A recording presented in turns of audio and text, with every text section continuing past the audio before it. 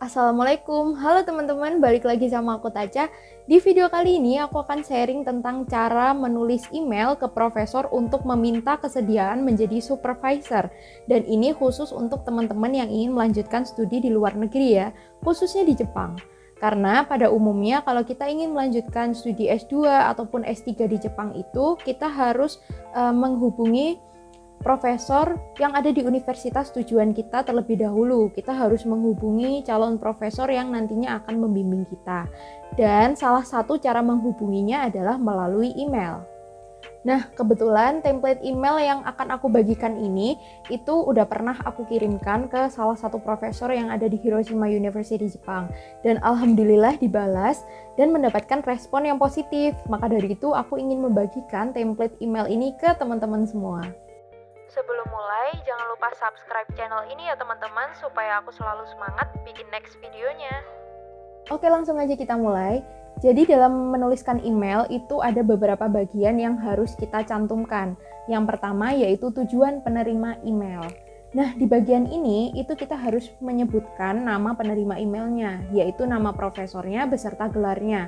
Kemudian jangan lupa kita harus mencantumkan nama fakultas atau jurusan, kemudian asal universitasnya dan negaranya. Oke, lanjut. Kemudian kita masuk ke bagian pembuka email. Nah, pertama kali di bagian pembuka email ini kita harus menyebutkan panggilan terhadap penerima email secara formal, dan di sini aku menggunakan kata dear. Jadi kita menuliskannya dear profesor bla bla bla gitu. Kemudian lanjut ke paragraf pertama. Nah, di paragraf pertama ini isinya tentang perkenalan diri secara singkat. Jadi, aku mengenalkan diriku secara singkat, mulai dari menyebutkan nama, kemudian asal jurusan, asal universitas, kemudian status. Nah, waktu itu saat menuliskan email ini tuh statusku masih status mahasiswa S1 gitu.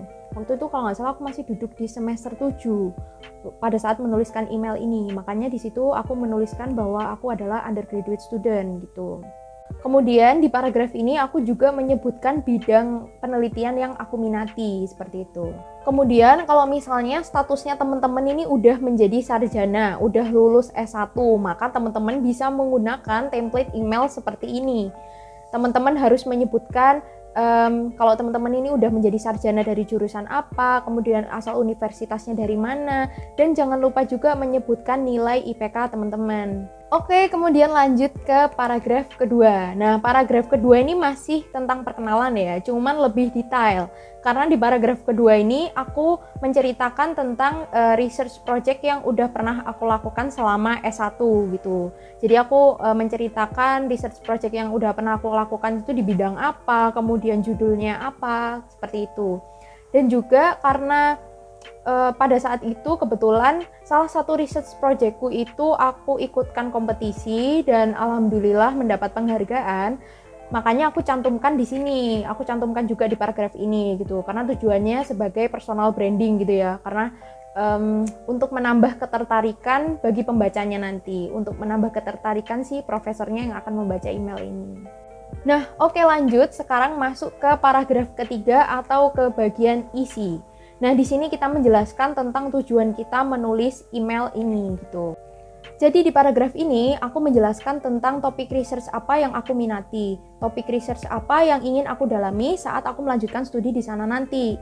Kemudian aku juga menyebutkan kalau aku tertarik dengan salah satu paper beliau.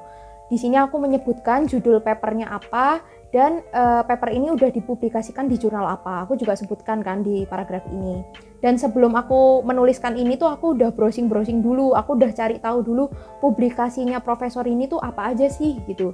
Jadi tujuannya supaya aku bisa menentukan research topik apa yang ingin aku dalami pada saat melanjutkan studi di sana nanti.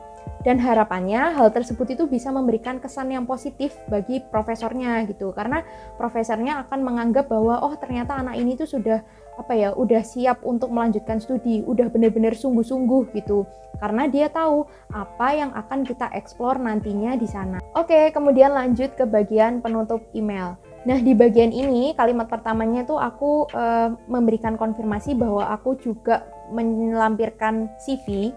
Jadi selain aku mengirimkan teks email ini, aku juga melampirkan CV ya teman-teman, karena tujuannya sebagai bahan pertimbangan dan juga supaya profesornya ini lebih mengenal kita, seperti itu.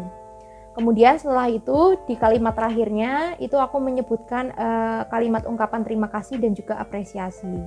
Dan yang terakhir yaitu salam penutup.